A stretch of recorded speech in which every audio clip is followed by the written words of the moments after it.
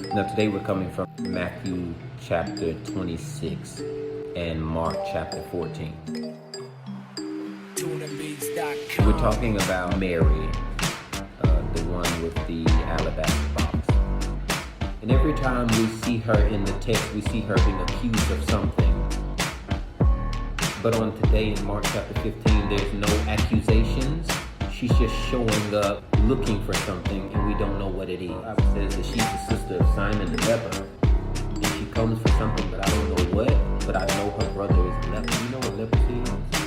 Leprosy is a skin illness, skin disease that don't start in your skin. It starts underneath it, and it eats the person from the blood cells, the marrow, and their bones out. I want it so bad. For everybody else, Simon don't have it for himself. He's educated, but he can't see his condition is crippling and killing him. And he has the answer sitting right in front of him. And instead of him confronting, he reclines. Mary shows up and she's like, how can you be so reclining when you need to be at his feet? And I think that's when he speaks up and says, if you knew who she was, there's people that be trying to help, that we see as hurt. She's like, I just believe God for your healing. Why can't you? And she told us, I wonder how much it takes, like hurt and pain. How much it takes is like the world the way it is. How much does it take in rejection or unacceptance until you get it that I need to be in his presence at his feet?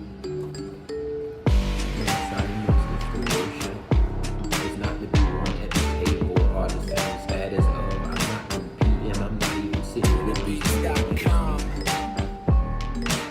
I don't know what happened, but I know she's carrying it. She's carrying the weight of a brother who has leprosy. Don't want change. Won't go to rehab. Won't get the chemo. She's carrying the weight of I just got healed by 7 demons that are like hunting me down. It's in my mind that I can't find no peace. I go into the room and I hear stuff that ain't even next to me. It's mental, but it's psychological, but it's spiritual. I can't even deal with it. Me. So tonight she said, tired of playing. I'm tired of showing up, smiling, acting like I'm okay. I'm tired of God being in the room, me not making access of it because I think people will laugh at me and be like, what am I here for tonight? I don't care about any of that, not tonight. Not when my family is dying right in front of me. It don't matter what people think of me. I'm going to be at his feet. The Bible says that she broke a bottle of alabaster oil on his feet. And it's worth a year's worth of wages. You know what it tells me? I hate my past, God break it. I hate the curse that seems to be over my bloodline, God break it. I hate the place that I come to doubt me or that God would love me, break it. Every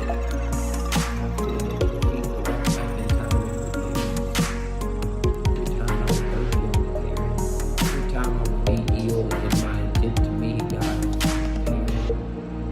every time I thought he wasn't going to come through and he did, and I doubted him and didn't thank him, God, repair that.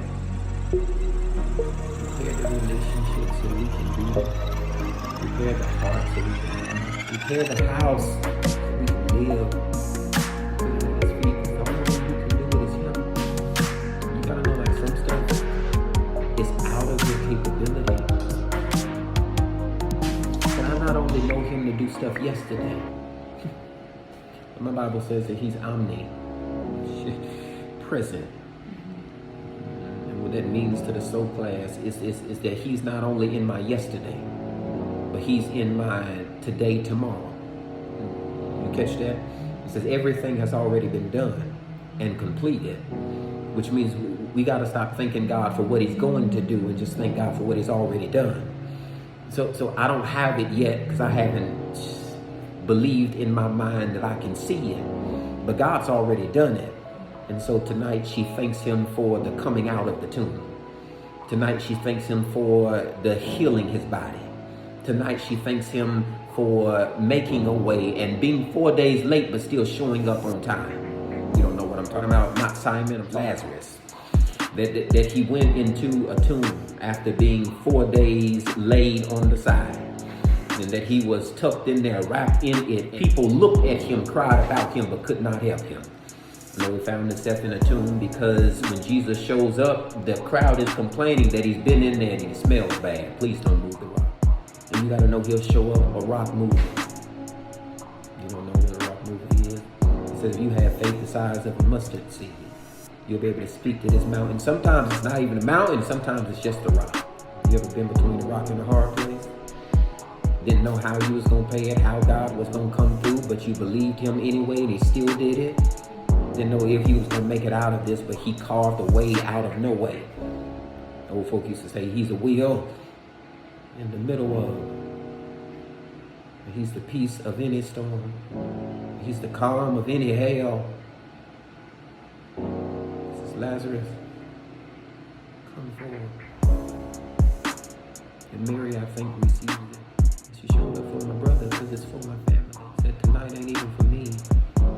Tonight's for you. Can you show up in dedication of your life worship and your praise and your prayer? Not for the thing you want, but because somebody connected to you needed more. God, I want their relationship to be just as real. God, come closer to them. Speak to them. God, wrap your arms and love around them. Let them feel it. God, I pray whatever's going wrong that you make it right. Whatever's on their mind that you ease it. I ain't even praying for me. I'm praying for people next to me that don't even know I'm praying for them. While they're insulting me, I'm still praying them through. I'm a prayer warrior. I go to war at his feet. Did I tell you what Lazarus meant? It means God's help. He shows up and don't nobody believe him. They said he's 4 days late, so you can't resurrect him. So Jesus is like crippled. He's paralyzed. He cannot do physically or spiritually because don't nobody believe him. And God is like a fish out of water. When there's no faith in the room, he cannot do it. So he starts crying out, Simon, but there's no movement. He told them to move the stone, but Simon isn't coming forward. And that makes you check your inner God and be like, am I tapping into it the right way? You ever prayed for something and it never happened, it never came?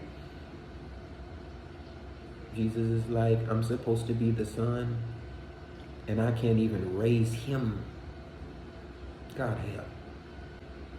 I'm out here with all these people depending on me. In a place I should be like strong, I look like I'm weak. God help. Now this is my friend. They're close to me.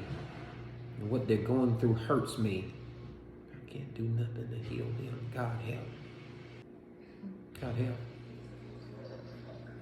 And sometimes you can't even say the whole prayer. God help. God help. Help. God help.